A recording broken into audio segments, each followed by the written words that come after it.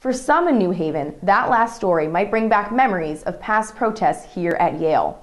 In the 1970s, the Black Panther New Haven chapter held protests that shocked the campus and city for days.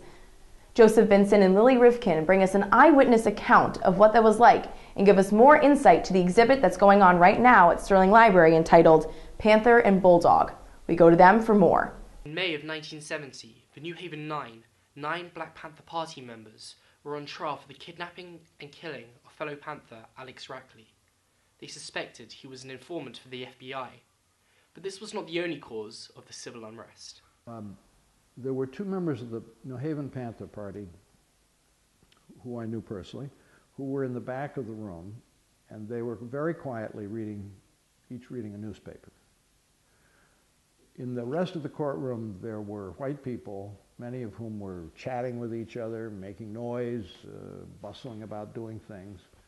And for reasons no one ever understood, Judge Mulvey slammed his gavel down and found the two black men in contempt of court and put them in jail. And that kind of exploded on the scene, and that was what caused President Brewster to say that he was sad that he had a feeling a black person could not get a fair trial in the United States. News soon broke that tens of thousands of Panthers, supporters and radicals would arrive in New Haven to protest. It drew in a lot of people. I mean, I don't know if you know or not, but like Jerry Rubin, who was one of the Yippies, the Youth International Party members, had given a speech in Boston at the beginning of April where he was saying that there were going to be 500,000 people descending on New Haven and they were coming to burn Yale. What happened at other institutions who tried to keep radicals out, and the result was that people were arrested, people were seriously hurt, buildings were burned.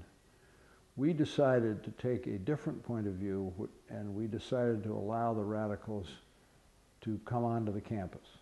The second part was that we engaged in an enormous amount of pre-planning, which was not just Yale, it was the New Haven Police Department, the National Guard, the U.S. Attorney General's office, a whole series of people, and the planning turned out to be good planning, and so nothing happened. Kingman Brewster had a handle on a little piece of this, but there was a much bigger context that he didn't really have a handle on, and I think he really thought, it becomes clear when you read his stuff, he thought that, he basically sat in a control room off the green over by Elihu somewhere. I think maybe Hendry Hall, I'm not sure exactly where it was, thinking that if anything happened and anybody died, that was going to be the end of his presidency of Yale. From the residential colleges to individual students, Yale readied itself and participated in the protests. Students didn't know what was going to happen.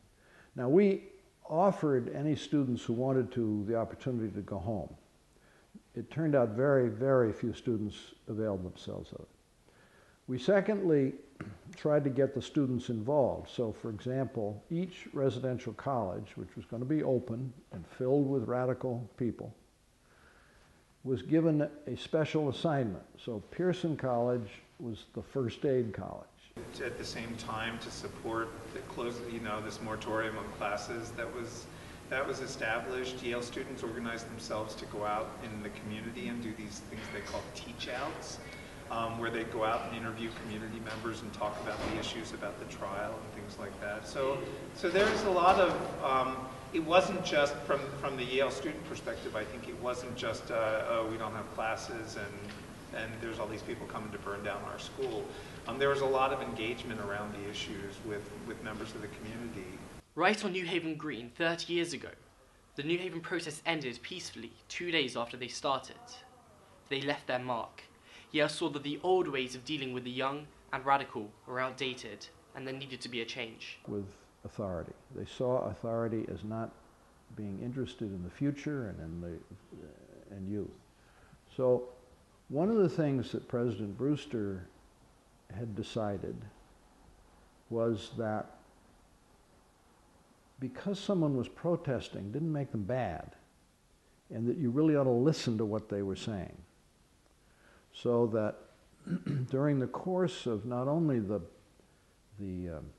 period around May Day and the Panther trial, but during the period before and after, it was his philosophy, and therefore our philosophy, that if a person came in and challenged us, we'll listen. This cultural legacy inspired Yale to construct a Panther and Bulldog exhibit this semester.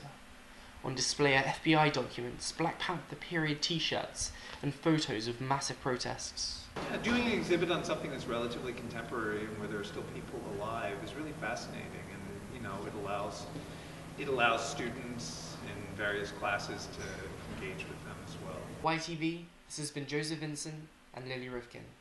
The exhibit will be open until May 16th and is already sparking renewed conversation on campus. Just last week, Pearson College hosted a master's tea, and also Yale historian Beverly Gage moderated a conversation on the Black Panthers and the FBI. That event included John Williams, a New Haven attorney and legal activist who represented several of the original New Haven 9 defendants.